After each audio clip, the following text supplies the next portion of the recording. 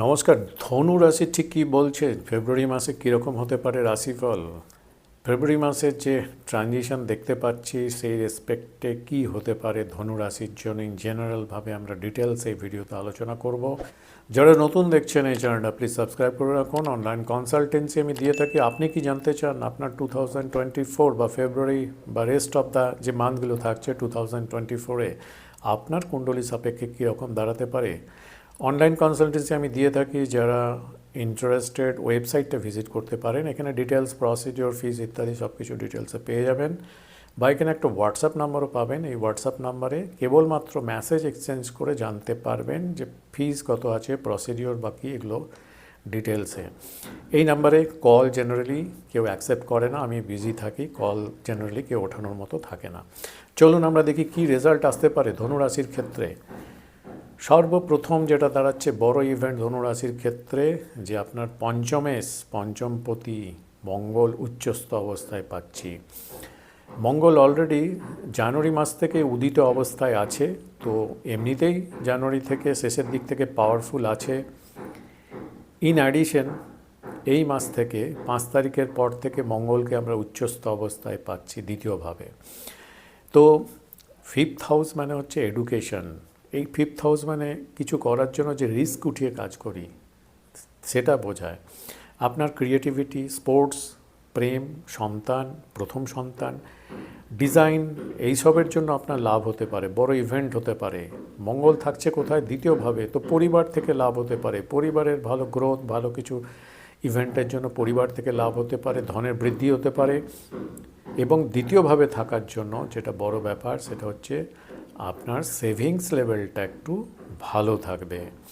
স্টুডেন্টদের জন্য দুর্দান্ত স্কলারশিপ পাওয়ার যোগ থাকছে। যারা কেপেবল, যাদের সম্ভাবনা আছে, যারা ট্যালেন্টেড, তাদের ক্ষেত্রে স্কলারশিপ থাকারও যোগ থাকছে। আপনার ফিজিক্যাল অ্যাট্রিবিউটসের জন্য যে সকল কাজকর্ম করেন, যেমন হতে পারে স্পোর্টস, হতে পারে ডান্স, হতে পারে সিঙ্গিং, হতে পারে অ্যাক্টিং, হতে পারে মডেলিং, হতে পারে এই রকম ক্ষেত্রগুলোতে যারা এইসব ফিজিক্যাল অ্যাট্রিবিউটস রিলেটেড প্রফেশনে আছেন তাদের জন্য ভালো সম্মান পাওয়া যেতে পারে। অবশ্যই কিছু কিছু দিন এর মধ্যে আরও স্পেসিফিক মনে হচ্ছে, খুব ভালো মনে হচ্ছে। 9 তারিখ, 10 তারিখ, 18 তারিখ, 28 তারিখ, 29 তারিখ মঙ্গল সব দিক থেকে বেশি প্রভাবিত হবে। সুতরাং আপনার সম্মানিত হওয়ার সম্ভাবনাগুলো এই দিনগুলোতে একটু বেশি মনে হচ্ছে। ধনুরাশির ক্ষেত্রে কিছু নেগেটিভ পার্টও থাকছে। দ্বিতীয়ভাবে মঙ্গল থাকছে, আপনার এনার্জি লেভেল খুব হাই থাকবে। অতিরিক্ত ঊর্জার জন্য আপনার যে ক্রোধ, অ্যাঙ্গার লেভেলটাও কিন্তু বাড়তে পারে কখনো কখনো। এবং কোথাও কোথাও যদি বাই চান্স লুজ টক করে ফেলেন, বিশেষ করে সন্তানের সঙ্গে কমিউনিকেশনে বা ইনলজের সঙ্গে কোনো আপনি কথা লুজ টক করে ফেললেন, সেখান থেকে কিন্তু প্রবলেম ক্রিয়েট হয়ে যেতে পারে। এই ব্যাপারটা একটু দেখার ব্যাপার আছে। অষ্টমে থাকছে মঙ্গলের দৃষ্টি, যেখানে আছে দ্বিতীয় ভাব থেকে অষ্টমভাবে দৃষ্টি দেওয়ার জন্য চোট, আঘাত, দুর্ঘটনার সম্ভাবনাও উড়িয়ে দেওয়া যাচ্ছে না। সূর্য 13 তারিখ পর্যন্ত দ্বিতীয়ভাবে থাকছে। সূর্য ধনুরাশির ক্ষেত্রে হচ্ছে নবমপতি, ভাগ্যপতি। দ্বিতীয়ভাবে থাকার জন্য পরিবার থেকে লাভ, ধনের বৃদ্ধি, আর্থিক লাভ, স্পিচ বা কোনো ভাষণ দিলে যেহেতু আপনার ঊর্জা লেভেল, এনার্জি লেভেলটা খুব হাই আছে, অ্যাট্রাকশন থাকবে। এবং হাই ভোকাল টনিকে আপনি যে স্পিচ দেবেন, কনভিন্স করবেন, অ্যাগ্রেসিভভাবে কিছু বলবেন, সেখানে আপনি পাবলিককে বা শ্রোতাদের আপনি কনভিন্স করতে পারবেন।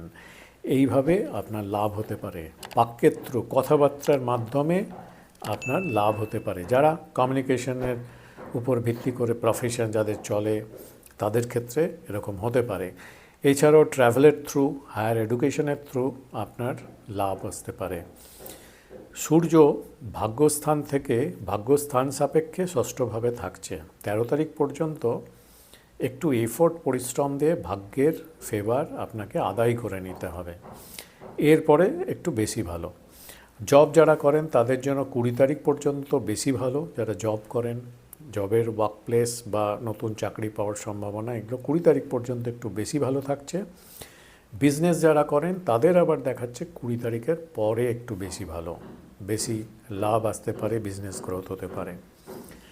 ধনুরাশির ক্ষেত্রে একটা ব্যাপার, চতুর্থভাবে রাহু আছে এবং আপনাদের দশমভাবে কেতু আছে।